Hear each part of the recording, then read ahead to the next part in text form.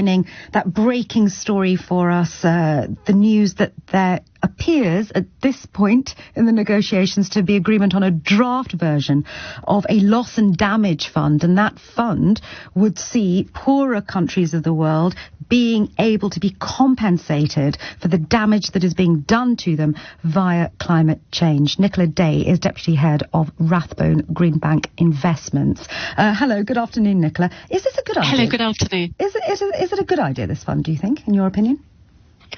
I mean, this is the first time that financing for loss and damage has been on the agenda. You know, as it correctly said by the last speaker, it's been on the agenda for some time, but this is the first time we've seen finance.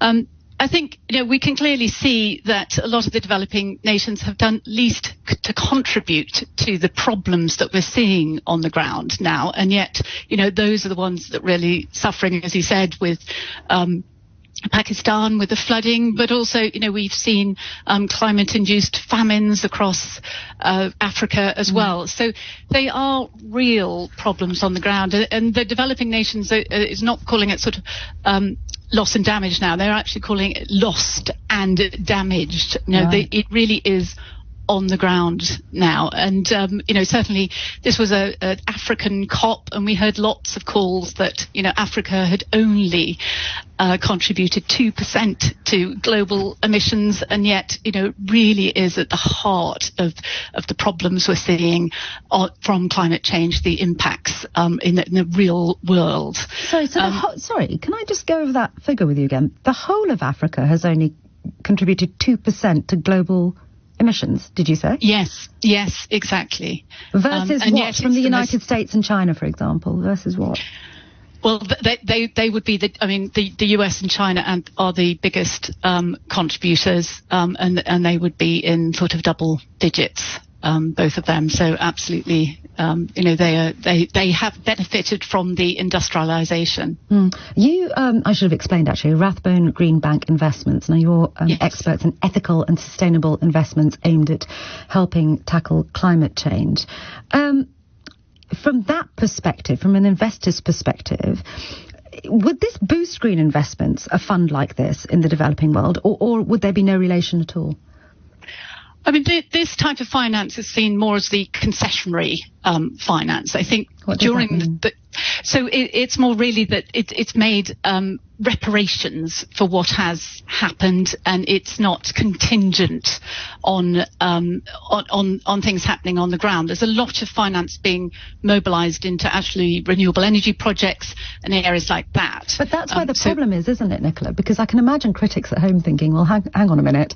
So the money isn't that they might be able to claim, developing countries, isn't contingent on anything. So, for example, it might not be contingent on meeting any climate goals over and above that 1.5 degrees Celsius target.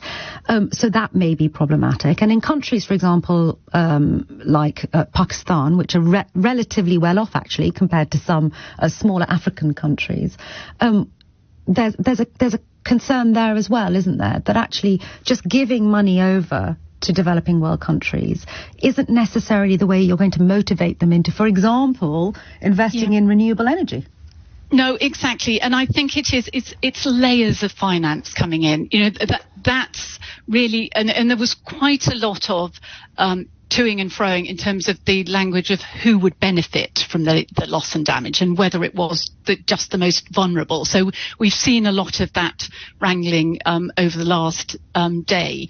But then it is the other layers of financing coming in. So it is absolutely that, you know, there's financing coming in for actual projects. It's looking at the development banks coming in, the multilateral development banks coming in and working out projects that would deliver returns as well, and would be more on a sort of financial model rather than the handing over the more sort of philanthropic, the concessionary type of finance. Do you think, I mean, it's been 2 weeks now, COP27, do you think that overall this will be viewed as a COP where a lot was achieved, where commitments made at COP26 were seen through? Do you think this is a successful COP? I think what we're hearing now is that it feels like we're not backtracking from Glasgow, but a lot of what we're hearing is really that it is just going to stabilise what we heard from Glasgow. I think it's good news that we're not seeing backtracking, but, it was a clear signal that we do need to do a lot more on the ground, hearing the scientists, the urgency, the scale and pace that we need to work at.